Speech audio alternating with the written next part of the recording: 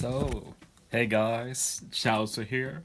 Yeah, this was absolutely crazy. So I had just posted my 500 days of One Piece Trash Cruise video, and at the same time it goes live, Yoshi posts his first letter to global players for over half a year. That's just, yeah, blew my mind. And it's easily the best letter we've got since I started playing. Like, these news just stoked me. So let's take a look at the letter first. So yeah, he thanks us for the feedback, and he says that he understands that there are concerns about the content differences between our global and Japanese versions. They are currently working hard on bringing the timing of events and campaigns closer together. This is a key one. They are basically confirming that they have an aim for global to get closer to JP. They don't directly say to catch up, but yeah, we'll get closer at least. He continues by saying this means we have had to and will have to reschedule some of our content and events. However, rest assured that all the characters that have been released in Japan after February 2020 will also be available for global. We'll talk more of this later. This is such great news. Additionally, we have prepared a tentative schedule that we plan to implement to make up for the events and campaigns that have been skipped so far. We would like to ask for your patience while we work on this. They say they take feedback seriously. They're working hard to make OPTC better for all players worldwide. They will have more information to share at the end of July in a special producer video. And yeah, then Yoshi says thanks. So let's take a look at the other picture, because that's the biggest news for me at least. They are committing to when certain events skipped on global will finally appear. First, they bring up, instead of the special rare recruit return event, this we don't 100% know what this is, but it will be replaced with an amazing gifts event. I think it's safe to say though that they are talking about the Gem Spent event on JP. I have said it many times. We shall not expect it on global. If it was happening on global, it will have happened before the merge with Korea. Now after the merge with Korea, I just don't see it happening. And yeah, I personally let it go a long time. I do not care that we're getting something instead of it, probably. Great for me. Might be some great gifts since it's coming for late August, so we'll see. That's a month after French anniversary. Then in August we're also getting World Journey, and wow, this is so big. I actually talked a bit in my video about my last video about how I've only had one World Unisugo. It was like my first month, and I just skipped it then because I wanted to focus on other stuff. And I've been wanting a World Unisugo for so long, and we will most likely get 6 new World Journey units because we have skipped 3 World Journey batches on global. First, it's the Vivi and Rebecca World Journey batch. Then it's the Ace and Marco World Journey batch. And finally, it's the Sabo and Koala World Journey batch. So it's not confirmed here, but we should assume that we're going to get all of those at once in one big World Journey Sugo, and I'm super excited for that. I will be going very hard in that. I'm also excited for the Ichiban Kuji collab. For those who don't know, this was a collaboration with the Ichiban Kuji. It's a lottery in JP that also makes figures. And yeah, they made a special Luffy and Nami figure that also became a rare recruit you could pull on a Sugo Fest. The Nami, super good. You could get her for just like 2 multis, guaranteed. The Luffy was okay, but he actually had a super type, despite being a rare recruit. And yeah, both of them gave more drops for the Ichiban Kuji Island, which dropped a ton of Pirate Rumble flags, so that will be dope.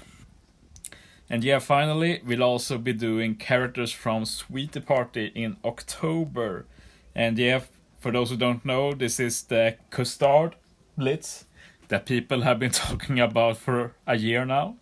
Custard has an amazing support. She locks the orbs for all int units for 1 turn and can be put on any int unit. Just amazing. I wanted to use her on at least 10 teams. So yeah, I'm super happy. There's also some Blitz rare recruits, 3 of them. Smoothie is one of them. I don't remember the other 2. I think Flampe is one of them, but I can't remember the third one. So yeah, that would be cool. And yeah, I want to note here that they have slated up until October.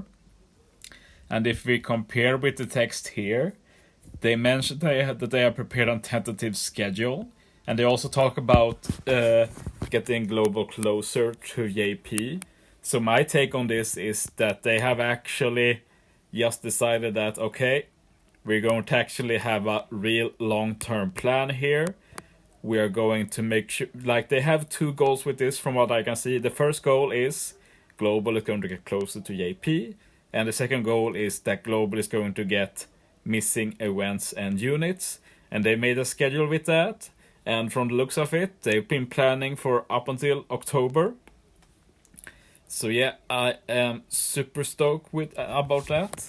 They do also mention that we'll get a video at the end of July. I do want to note that we've only had 2 Yoshi videos on Global. And both of those have been including a reveal for either a Global First or a simu release with JP. Yoshi's first video gave us yeeeee Akainu, a Global First. And his second video gave us the Roger and Odin, who debuted on both JP and Global at the same time.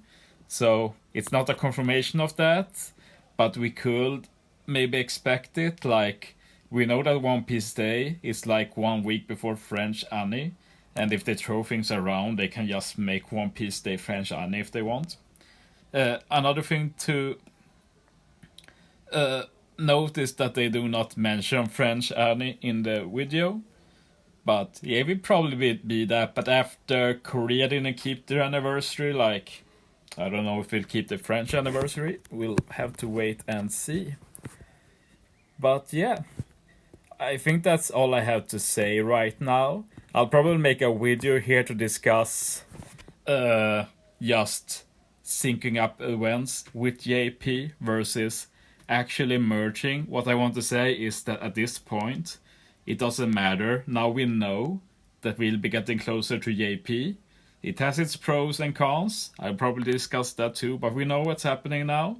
And I'm just super happy to like actually know this. Like, you can prepare for this now.